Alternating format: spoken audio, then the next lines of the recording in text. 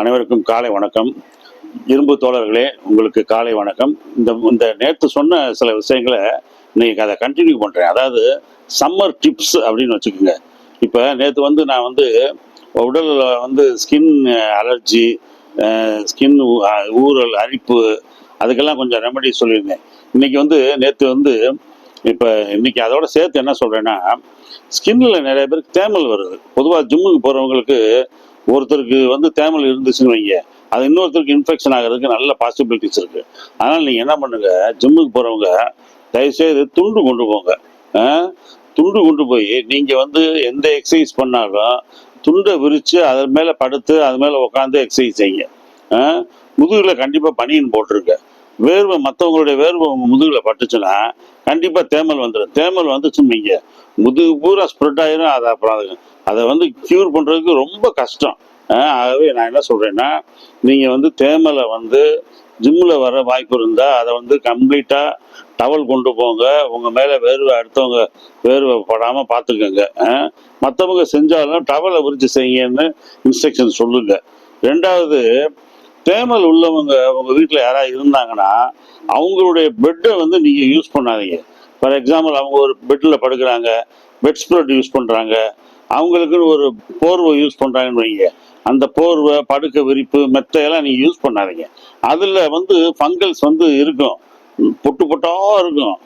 அது உங்களுக்கு ஈஸியாக உங்களுக்கு அஃபெக்ட் ஆகி உங்கள் உடம்புல ஈஸியாக ஒட்டிக்கிறோம். ஏன்னா ஜிம்முக்கு போகிறவங்களுக்கு ஏற்கனவே இம்யூன் பவர் கொஞ்சம் குறைஞ்சிக்கிட்டே இருக்கும். ஏன்னா அவங்க தினம் எனர்ஜியை லாஸ் பண்ணுவாங்க. ஜிம்முக்கு போக போக ஒரு நாளைக்கு அவங்க எவ்வளோ எனர்ஜி சேருதோ அவ்வளோ எனர்ஜி குறையும். அப்போ குறைகிறதுனால என்ன ஆகும்னா, ஈஸியாக இந்த மாதிரியான கிருமிகள் நம்ம உடம்புல தொத்திக்கிறோம். அப்போ நம்மளுக்கு தேமல் வந்துடும். அதனால அடுத்தவங்க பெட்டை யூஸ் பண்ணாதீங்க, அடுத்தவங்க படுக்கை விரிப்பை யூஸ் பண்ணாதீங்க, அடுத்தவங்க பெட்ஷீட்டு, அதாவது போர்வை, இதை யூஸ் பண்ணாதீங்க. ரெண்டாவது, மற்றவங்களுக்கு போடுற சட்டை, பேண்ட்டை நீங்கள் தயவுசெய்து யூஸ் பண்ணாதீங்க. அவங்க போடுற பனியன் இதெல்லாம் யூஸ் பண்ணாதீங்க. ரொம்ப ஃப்ரெண்ட்லியாக இருக்கும், கொண்டாங்க நான் போடுறேன் அப்படின்னா உங்களுக்கு பயங்கர இன்ஃபெக்ஷன் ஆயிரும், தோல் நோய் பூரா வந்துடும், ரொம்ப அசிங்கமாயிரும். கடைசியில் அது முகம்லாம் வந்துருச்சுன்னு வைங்க, அதை போக்குறது ரொம்ப கஷ்டம். அப்புறம் டாக்டர்கிட்ட போய்கிட்டே இருக்கணும். அதனால் ரொம்ப எச்சரிக்கையாக இருங்க. இந்த வெயில் காலத்தில் தேமல் வந்துடுறது எப்பயுமே வரும். வெயில் காலத்தில் ரொம்ப ரொம்ப ஜாஸ்தியாக வர்றதுக்கு வாய்ப்பு இருக்குது. அதனால் ரொம்ப எச்சரிக்கையாக இருங்க. ரெண்டாவது, நீங்கள் இப்போ உங்கள் வீட்டில் யாராவது தேமல் இருந்துச்சு அப்படின்னா, ஸ்கின் ப்ராப்ளம் இருந்துச்சுன்னா அவங்களுடைய மெத்தையில் வேறு யாரையும் படுக்க விடாதீங்க. பர்டிகுலராக குழந்தைகளை அதில் படுக்க விடாதீங்க. குழந்தைய படுத்துச்சுன்னு வைங்க, குழந்தைகளுக்கு சீக்கிரமாக அந்த தோலில் அந்த நோய் வர்றதுக்கு சான்சஸ் இருக்குது. ஏன்னா குழந்தைகளுக்கு இம்யூன் பவர் ரொம்ப கம்மியாக இருக்கும், சீக்கிரம் தொத்திக்கிறோம். ரெண்டாவது, ஒருத்தருக்கு தேமலோ வேறு ஏதாவது ஸ்கின் ப்ராப்ளம் நம்ம வீட்டில் இருக்குன்னு வைங்க, அவருடைய படுக்கையை அடிக்கடி கொண்டு போய் அவருடைய பெட் ஸ்ப்ரெட்டு, அவருடைய போர்வை, அதெல்லாம் கொண்டு போய் பர்டிகுலராக தலாணி உரையெல்லாம் பாருங்க, இந்த கழுத்துல எல்லாம் கிருமிகள் இருக்கும். அந்த தலாணி உரையெல்லாம் கொண்டு போய் நல்லா வெயிலில் நல்லா காய விடுங்க. வெயிலில் ஒரு காலையில் ஒரு 10 மணிக்கு போட்டிங்கன்னா சாயங்காலம் ஒரு 4 மணி வரைக்கும் காயணும். அப்போ தான் அந்த கிருமிகள்லாம் சன்லைட்டில் அப்படியே எரிஞ்சு போகும். அப்படி எரிஞ்சு போயிட்டு அப்புறம் கொண்டு நைட்டு விரித்து அதை அதை அப்புறமேட்டு நம்ம விரிச்சு படுத்தாதான் நம்மளுக்கு சேஃபாக இருக்கும். அடுத்தவங்களுடைய ஸ்கின் ப்ராப்ளம் வர்றவங்களுடைய எந்த விதமான இது பெட் ஸ்ப்ரெட்டு, படுக்கை விரிப்பு, போர்வை எதையுமே தயவுசெய்து யூஸ் பண்ணாதீங்க. பர்டிகுலராக குழந்தைகளை பக்கத்தில் அவாய்ட் பண்ணுங்க. மேலேயும் அவங்களுக்கு போடுற சோப்புகளையும் நீங்கள் போடாதீங்க. ரெண்டாவது, ஒவ்வொரு சீசன்லையும் ஒவ்வொரு சோப்பு விளம்பரம் பண்ணுவாங்க. அந்த மாதிரியான விளம்பரம் ஒவ்வொரு அட்வர்டைஸ்மெண்ட்டையும் பார்த்து உங்களுக்கு விருப்பமான சோப்பை வாங்கி போடாதீங்க. உங்கள் உடம்புக்கு என்ன சோப்பு அப்ளை ஆகுதோ, உங்கள் ஸ்கின்னுக்கு எது அப்ளை ஆகுதோ அந்த சோப்பை வாங்கி போடுங்க. அதுக்கு அந்த மாதிரி சோப்பை டெர்மட்டாலஜிஸ்ட்டு, ஸ்கின் ஸ்பெஷலிஸ்ட்டு, உங்கள் தோல் நோய் சிகிச்சை நிபுணர் அவர்கிட்ட போய் ஒரு கன்சல்டேஷன் வாங்கிக்கோங்க. இந்த சோப்பை போடலாமா அப்படின்னு நீங்கள் போட்டிங்கன்னா அது நல்லது. நான் உங்களை இதில் டைரெக்டாக நீங்கள் இந்த சோப்பு தான் போடணும்னு சொல்லி ரெக்கமெண்ட் பண்ண முடியாது. நான் என்ன சோப்பு போடுறேன்னா அதையும் நீங்கள் போடுங்கன்னு சொல்ல முடியாது. அதனால் உங்களுக்கு என்ன சோப்பு இருக்கோ போடணுமோ அதை நீங்கள் அதை வாங்கி நீங்கள் யூஸ் பண்ணுங்க. இது ஒன்று. ரெண்டாவது, சில பேர் கேட்குறாங்க, சார் ஜிம்முக்கு போகும்போது ரைட் ஃபுட்டாக சாப்பிடணும்னு சொன்னீங்க அப்படின்னு சொன்னாங்க. ஆமாம், உண்மையிலே ஜிம்முக்கு போகும்போது லைட் ஃபுட்டாக 4 பிரெட் ஸ்லைஸு, ஒரு ஆப்பிள், ஒரு கொய்யாப்பழம், ஒரு பிஸ்கட் பாக்கெட்டு இல்லை ஒரு ஹார்லிக்ஸு ஒரு பூஸ்ட் இந்த மாதிரி தான் குடிச்சிட்டு போக சொன்னேன். ஏன் சார் இந்த மாதிரி லைட் ஃபுட்டாக குடிச்சிட்டு போக சொல்கிறீங்க, ஃபுல் மீல் சாப்பிட்டு போகக்கூடாதா அப்படின்னு சொல்கிறாங்க. ஃபுல் மீல் சாப்பிட்டு போனோம்னா என்னன்னா, அர்னால்டு ரொம்ப தெளிவாக சொல்கிறாரு, ஃபுல் மீல்ஸ் நீங்கள் சாப்பிட்டு போனீங்கன்னா உடம்பு வந்து என்ன ஆகும்னா அந்த மீல்ஸை வந்து செமிக்கிற வேலையை செய்யும். என்ன செய்யுது, ரத்தம் வந்து அந்த மீல்ஸை செமிக்கிற வேலையை செய்யுது. ரத்தத்தை வந்து அந்த ஆக்சிஜன், நம்ம ஆக்சிஜன் இருக்கு பாருங்க உடம்புல, இந்த ஆக்சிஜன் வந்து அந்த உணவு பாதைக்கு கொண்டு போய் நிப்பாட்டுது, ரத்தத்தை கொண்டு போகுது. அப்போ உணவை வந்து ரத்தம் ஆக்சிஜன் செமிச்சுக்கிட்டு இருக்கிற வேலையில நம்ம ஒரு உடற்பயிற்சியை செஞ்சோம்னா அப்போ உணவுக்கு வந்து கன்ஃபியூஷன் ஆயிடுது. நம்ம எக்ஸசைஸை செய்யறதா, இவர் எக்ஸசைஸ் பண்றாரு, எக்ஸசைஸ் ஹெல்ப் பண்றதா இல்லை உடம்புக்கு ஹெல்ப் பண்றதா அப்படின்னு ஸ்டாப் பண்ணும். அதனால அதான் அர்னால்டு சொல்றாரு, நீங்க ஒரே நேரத்தில் 2 வேளை கொடுக்காதீங்க. ஒரு முதல்ல லைட் ஃபுட்டாக சாப்பிட்டீங்கன்னா அதை செமிக்கிறதுக்கு வந்து ரத்தமும் ஆக்சிஜனும் அதிகமாக வேலை பார்க்க வேண்டிய அவசியம் இல்லை. ஃபுல் மீல்ஸ் சாப்பிட்டீங்கன்னா அந்த ரத்தமும் ஆக்சிஜனும் அந்த ஃபுல் மீல்ஸ் செமிக்கிறதுக்கு டைஜஸ்ட் பண்ணுறதுக்குரிய வேலைகளை செய்யும். அந்த நேரத்தில் நீங்கள் உடற்பயிற்சி செஞ்சீங்கன்னா உங்களுக்கு காம்ப்ளிகேஷன் ஆகும் அப்படின்றாங்க. அதனால லைட் ஃபுட்டாக சாப்பிடுங்க, ஃபுல் மீல்ஸ் சாப்பிட வேண்டாம். போய் நீங்கள் வந்து எக்ஸசைஸ் செய்யுங்க. எக்ஸசைஸை முடிஞ்சிட்டு வந்து அப்புறமேட்டு ஒரு 1/2 hour கழிச்சு நீங்கள் வந்து நல்லா உங்களுக்கு தேவையான உணவை நீங்கள் சாப்பிடலாம். அதில் வந்து எந்த விதமான பிரச்சனையும் கிடையாது. 2வது, பச்சை ஃபுட்டு சாப்பிடக்கூடாது அப்படின்னு நீங்கள் சொல்கிறீங்க, என்ன சார் இது அப்படின்றாங்க. ஆமாம், உண்மையிலேயே நான் என்ன சொல்கிறேன்னா, பச்சையான காய்கறிகளை சாப்பிடாதீங்க. பச்சையான காய்கறிகள்லாம் என்னென்னா கேரட்டு, தக்காளி பழம், வெள்ளரிக்காய், இது 3ஐயும் நம்ம பச்சையாக சாப்பிடலாம். இதை வந்து நம்ம வந்து வழக்கமாக சாப்பிடலாம். ஜிம்முக்கு வரும்போது கூட சாப்பிடலாம். இப்போ காலையில் 11 மணிக்கு இல்லை ஈவினிங்கில் வந்து வெஜிடபிள் சாலடாக நம்ம சாப்பிடலாம். நார்த்தில் எல்லாம் என்ன பண்ணுறாங்கன்னா, சாப்பிட்றதுக்கு முன்னாடி வெள்ளரிக்காய், கேரட்டு, தக்காளி பழத்தை வெஜிடபிள் சாலடாகவே ஒரு கப்பில் வச்சுருவாங்க. அதை நல்லா பெப்பர் சால்ட்டு போட்டு சாப்பிட்டுட்டு தான் சோறு சாப்பிட்றாங்க. அவங்க அப்படி சாப்பிடும்போது என்ன ஆகுதுன்னா, சாப்பாடோட அளவு வந்து குறையுது. அதே மாதிரி வெயிட்டை நீங்கள் குறைக்கணும்னா கூட நீங்கள் இந்த மாதிரி வெஜிடபிள்ஸை சாப்பிடலாம். அதே நேரத்தில் பச்சை பொருளை வந்து உதாரணமாக மார்க்கெட்டுக்கு நீங்கள் போனீங்கன்னா, வெண்டிக்காய் எப்படி இருக்கு, நல்லா இருக்கா அப்படின்னா, வெண்டிக்காய் நல்லா இருக்குன்னு கடிச்சு காமிப்பாங்க. முள்ளங்கி நல்லா இருக்குன்னு முள்ளங்கியை கடிச்சு காமிப்பாங்க. ஆனால் நம்ம வந்து அந்த மாதிரி சாப்பிட முடியாது. பச்சை உணவை நம்ம கடிக்க முடியாது. அப்படி கடிச்சோம்னா என்ன ஆகும்னா, நம்ம பல்லில் டார்னு, அதாவது பல்லில் வந்து இது கரை படிஞ்சிடும். கரை படைஞ்சிடும். நீங்கள் மிலிட்ரிக்கு, போலீஸ் செலெக்ஷனுக்கு போனீங்கன்னா டார்னு போட்டிருப்பான். டார்னா பல்லுல கரை இருக்கக்கூடாது. கரை இருந்தால் அந்த கரையை நீக்கிட்டு வாங்க அப்படின்பாங்க. அதெல்லாம் வந்து இந்த மாதிரி பச்சையான உணவுகளை சாப்பிட்றதுனால தான். எந்த பச்சையான உணவுகளை, கேரட்டு, இந்த தக்காளி, இந்த வெண்டிக்காய், மூக்கல், இந்த முள்ளங்கி, இதெல்லாம் வந்து கிராமத்துக்காரங்க சாப்பிடுவாங்க. அவங்க சாப்பிட்டு அவங்களுக்கு பழக்கமாக இருக்குது, அது டைஜஷன் ஆகிடும். ஆனால் நம்மளுக்கு ஆகாது. அதனால நம்ம வந்து என்னென்னா பச்சையாக சாப்பிட்றது கேரட்டு, தக்காளி பழம், வெள்ளரிக்காய். 2வது, பச்சை முட்டை சாப்பிடாதீங்க. நான் சொல்கிறது கேளுங்க, தயவுசெய்து பச்சை முட்டை சாப்பிடாதீங்க. பச்சை முட்டை, பச்சை பால், அது வந்து என்னென்னா அதை வந்து நம்ம முட்டையை வந்து லேசாக ஹீட் பண்ணணும், ஒரு ஹாஃப் பாயில் பண்ணணும். அதேமாதிரி பால் வந்து ஒரு விசில் அடிக்கணும். குக்கரில் ஊற்றணும்னா ஒரு விசில்னால அடிக்கணும். ஏன்னா அதில் பாக்டீரியாஸ் இருக்கும்.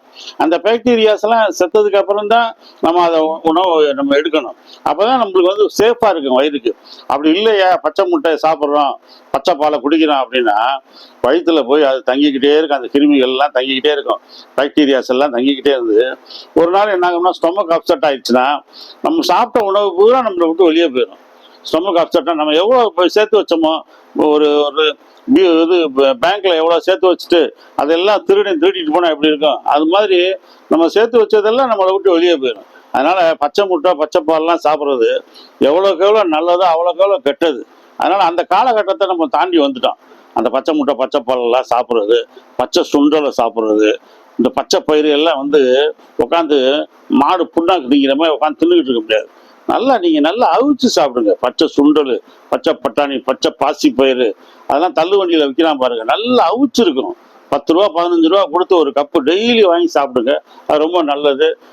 பச்சை கேரட்டு, தக்காளி பழம், வெள்ளரிக்காய் ஸ்லைஸ் பண்ணி வெஜிடபிள் சாலட் மாதிரி காலையில் 11 மணி போல் ஒன்று சாப்பிடுங்க. ஈவினிங்கில் கூட சாயங்காலம் போல் சாப்பிடுங்க. அதை வெயிட்டை குறைக்கிறவங்களுக்கு ரொம்ப நல்லது. ஏன்னா ஃபுட் இன்டேக்கை வந்து அது குறைக்கும். ஸ்டாப். அதே மாதிரி ஜிம்முக்கு போகிறதுக்கு முன்னாடி, ஜிம்மில் எக்ஸசைஸ் செய்கிறதுக்கு முன்னாடி வார்ம் அப் பண்ணுறது கட்டாயம் அப்படின்னு நான் சொல்லியிருந்தேன்.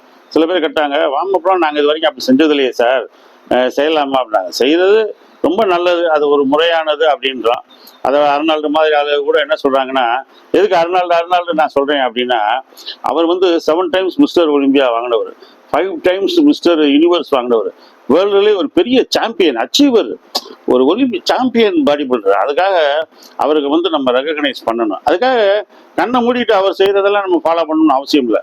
ஆனால் அவர் என்ன செய்கிறாருன்னா, அவருடைய அவர் தனக்கு தெரிஞ்ச விஷயங்கள் எல்லாமே மசல் அண்ட் ஃபிட்னஸ்னு ஒரு புக்கு இங்கிலீஷில் வந்துச்சு. அந்த புக்கில் வந்து அவருக்கு முன்னாடி ஒரு பக்கம் கொடுத்துருந்தாங்க. அந்த புக்கில் அவர் எழுதுறாரு, தனக்கு ஏற்பட்ட அனுபவங்களை எல்லாம் எழுதுறாரு, ஒவ்வொன்றா எழுதுறாரு. அப்படி எழுதும்போது தான் அவர் இந்த மாதிரி சொல்கிறார், நம்ம வந்து வார்ம் அப் பண்ணிட்டு தான் செய்யணும். நாங்கள் வந்து அமெரிக்காலையும், அவர் வந்து ஆஸ்திரியாவில், யூரோப்பில் செய்யும்போதும், அமெரிக்காவில் செய்யும்போதும் காலையில் அவங்க எக்ஸசைஸ் செய்ய போகும்போது பயங்கர குளிராக இருக்கும். குளிராக இருக்கும்போது அவர் என்ன சொல்கிறாரு, காரில் போகும்போதே நாங்கள் வந்து அந்த ஏசியை போட்டுக்க மாட்டோம், காரில் ஏசி போட்டுக்க மாட்டோம்.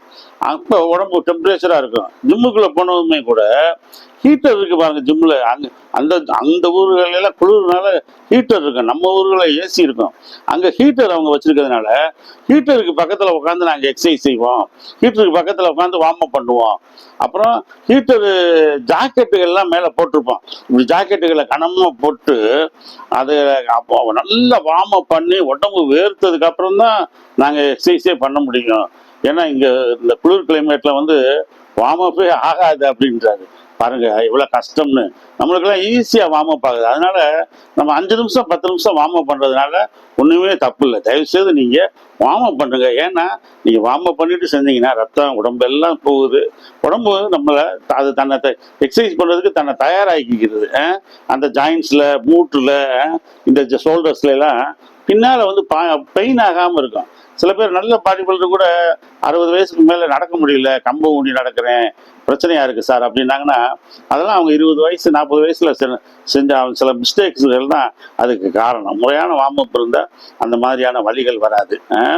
அப்புறமேட்டு ஒரு சிலர் பயந்தாங்க, மூச்சு பயிற்சியோட எக்ஸசைஸ் செய்யணும்னு நான் சொல்லியிருந்தேன். கஷ்டமான பொசிஷனில் உதாரணமாக ஒரு வெயிட்டை வந்து தலைக்கு மேலே தூக்குறோம்னு வைங்க, அது கஷ்டமான பொசிஷனு. அது இறக்கும்போது அப்போ மூச்சை வந்து இழுத்துக்கிறணும், இறக்குறது ஈஸி, அப்போ மூச்சை விடணும் அப்படின்னு நான் சொன்னேன். அப்படி ஒரு சிலருக்கு மூச்சு எப்போ இழுக்கிறது எப்போ விடல்றதுன்னு தெரியலன்னா, நீங்கள் நார்மலாக ப்ரீத் பண்ணுங்க, மூச்சை அடக்கி செய்ய வேணாம். ஒரு சிலர் சொன்னாங்க, சார் நீங்கள் சொன்னதுலேருந்து எப்போ மூச்சை இழுக்கிறது எப்போ விடுறதுன்னே தெரியல சார், செய்யவே பயமாக இருக்குது சார், என் இதயம் எதுவும் வெடிச்சிருமோ சார், ஹார்ட் அட்டாக் வந்துருமோ. ஒன்றும் வராது, ஒன்றும் வராது. Nothing to be worried. நீங்கள் பயப்பட வேண்டிய அவசியமே இல்லை. நீங்கள் ஜிம்முக்கு போனாலே, முறைப்படி எக்ஸசைஸ் செஞ்சாலே உங்களுக்கு எந்த நோயும் வராது. நீங்கள் பாடு சாதாரணமாக வீட்டை தூக்கி இறக்குங்க, எந்த எக்ஸசைஸாலும் செய்யுங்க. உங்கள் ஜிம்மு, உங்கள் மேனேஜரு, உங்கள் கோச்சு, உங்கள் ட்ரெயினரு அவர் சொல்கிறத கேட்டு செய்யுங்க. இல்லை உங்களுக்கே தெரியும் அப்படின்னு சொன்னால் கூட நீங்களாம் செய்யுங்க. அப்படி செய்யும்போது மூச்சை எப்போ இழுக்கிறது எப்போ விடுறதுன்னு தெரியலன்னா நார்மல் ப்ரீத் பண்ணுங்கள், மூச்சை அடக்காமல் செய்ய அப்படின்னு தான் நான் சொன்னேன். மூச்சு அடக்காமல் செஞ்சால் இதயத்துக்கு சம்பந்தமான பிரச்சனைகள் நம்மளுக்கு வராது அப்படின்னு. இது இன்னைக்கு உங்களுக்கு போதும்னு நினைக்கிறேன். இதை நல்லா இப்போ பயன்படுத்துங்க. நான் என்ன சொன்னேன் அப்படின்னா, உங்களுக்கு தேமல் வந்துச்சுன்னா தயவுசெய்து தனி சோப்பு யூஸ் பண்ணுங்கள், தேமலுக்கு தனி பெட்டு, ஸ்வெட் ஸ்ப்ரெட்டு எல்லாம் யூஸ் பண்ணுங்கள். தேமல் உள்ளவங்களோட உடற்பயிற்சி செய்யும்போது துண்டுகளை தனியாக நீங்கள் ஒரு பணியை போட்டுக்கோங்க, துண்டு வச்சுக்கோங்க. அப்புறமேட்டு பச்சை காய்கறிகளை சாப்பிடுங்க. பச்சை காய்கறிகளில் நூக்கல், கேரட்டு, தக்காளி பழம், வெள்ளரிக்காய் மட்டும் சாப்பிடுங்க. பாலை காய்ச்சி கொதிக்க வச்சு ஒரு விசில் அடிக்க வச்ச உடனே குடிங்க. முட்டையை வந்து ஒரு ஹீட் பண்ணிடுங்க, கொஞ்சமாவது ஹீட் பண்ணால் தான் அதில் உள்ள பாக்டீரியாஸ் ஆகும். பச்சையாக ஸ்ட்ரைட்டாக முட்டை, பால், நம்ம பச்சை காய்கறிகள்லாம், பயிர் வகைகள்லாம் சாப்பிடணும்னு செய்யாதீங்க. அந்த ஸ்டேஜிலேருந்து நம்ம தாண்டிட்டோம். அதனால் மேக்சிமம் அவிச்சு சாப்பிட பாருங்க. That's all. நல்லா மூச்சு பயிற்சினாலும் சரி, எப்படினாலும் சரி, தாராளமாக தைரியமாக எக்ஸசைஸ் செய்ய நீங்கள் வெற்றி பெற போகிறீர்கள். வாழ்த்துக்கள், நன்றி, வணக்கம். என்னுடைய சேனலை வந்து நீங்கள் வந்து சப்ஸ்கிரைப் பண்ணுங்கள், பெல் பட்டன் அமுக்குங்க, லைக் பண்ணுங்கள், மற்றவங்ககிட்ட ஷேர் பண்ணுங்கள், வாட்சிங் அவர்ஸை கூட்டுங்க. நன்றி, வணக்கம்.